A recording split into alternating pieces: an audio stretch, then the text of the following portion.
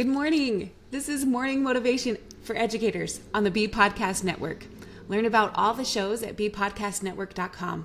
You'll hear from a variety of formal and informal educators who help put this podcast together. If you'd like to contribute your voice to the show, please go to morningmotivationedu.com to apply. I am Candice Noss, a physical therapist, a life coach, a lifelong Christian, and a mother of 6. I created my business, the Mind, Body, Spirit Trifecta, where I liberate, enlighten, and empower others to elevate their mind, body, and spirit and own their divine greatness. Hello, my friends. On this Thursday morning, I am thankful for the power of gateway emotions. If you've worked with me in any capacity, you understand that the emotions we operate from are the fuel for our actions. What emotion are you operating from right now?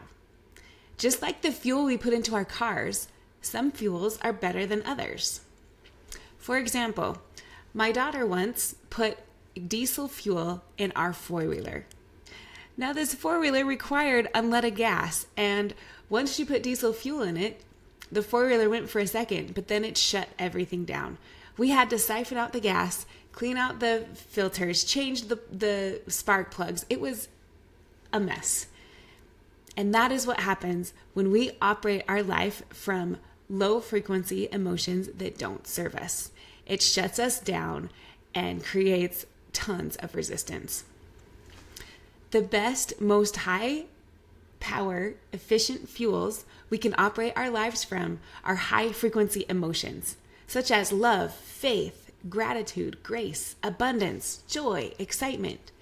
These high frequency emotions are like high octane fuel with additives. As we live from these emotions, we're able to get so much more done. We're in flow. Life is more manageable. Now, on the flip side, operating our life from stress, overwhelm, depression, frustration, anger, irritation, these kinds of fuels will shut us down. It's like using diesel fuel in a vehicle that requires unleaded. These low frequency emotions create resistance, slow us down, and they don't feel nearly as good. So my question for you today is, once we know that these kinds of emotions don't serve us, how do we get out of these low frequency funks?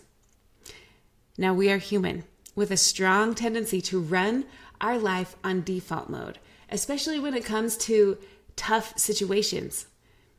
Once we are aware that we are sabotaging ourselves by sinking into bitterness, frustration, disappointment, self-doubt, insecurity, how do we snap out of it?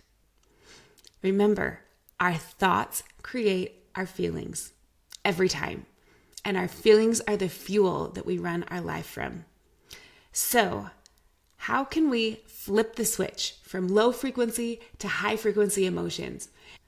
How can we go from survival mode to thriving mode because of the emotions?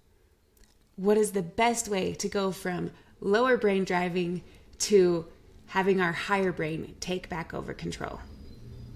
One of my very favorite ways to do this is what I like to call using gateway emotions.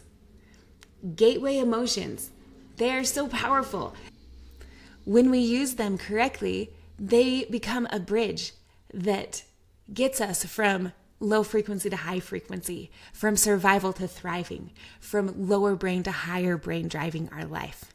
Gateway emotions are gratitude and curiosity are my gateway emotions of choice. I am so grateful for gratitude and curiosity because as I use them when I am in a low frequency survival mode, lower brain driving state, they allow me to pivot, to shift the trajectory of my day, and they allow me to show up in alignment. As I always say, gratitude is a magnet for miracles. When we are stuck in a craptastic mood, it is truly miraculous that we can create a purposeful change in our mentality. By accessing gratitude, even in the depths of our darkest moments, we are able to do just that. Try it. When you find yourself in low frequency emotions, ask yourself, what is awesome about this? Put on your perspectacles. and look at your life through the lens of gratitude. You will go from self-pity, despair, and dread to gratitude. And then from gratitude, you can move on up toward love, faith, abundance, grace. Gratitude truly is a magnet for miracles. And so is curiosity. One of my favorite sayings is get curious, not furious. Or get fascinated, not frustrated. If we can remember to apply curiosity to our charged situations and relationships, the result will be refreshingly astounding. To access curiosity, ask yourself, I wonder why ... Or, it is so interesting that this thing is happening. I wonder what's behind that.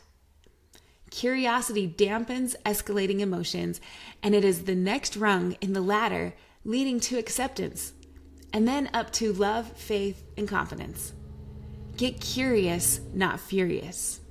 Apply gratitude. Have you noticed the power of these gateway emotions in your life? Have you found any other gateway emotions to be effective? I'm always on the hunt for powerful tools that will help us magnify this beautiful, messy life that we are in the trenches of. The fact is, life is going to be 50-50. Half the time, it's going to be wonderful and easy and amazing and smooth. And the other half the time, it's going to be hard and heart-wrenching and tough and difficult and tricky. When the hard arises, use gateway emotions to shift you into operating from fuels in your life that will serve you the very best. On this gorgeous spring morning, my challenge for you is to use gateway emotions, especially the emotions of curiosity and gratitude. I am so thankful for gateway emotions. I like to think that they're just right in my back pocket, ready to use at any time I need to shift my mood. So the next time you notice yourself sinking into stinking thinking, call upon gratitude and curiosity to lift your spirits. Think thoughts that generate curiosity and gratitude in order to pull yourself out of feeling low. And remember, you are designed for greatness. Thank you for listening. And whatever role you have in education, we have a podcast for you at bpodcastnetwork.com. Who among your friends and colleagues needs to hear this message today? Please share it with them right now.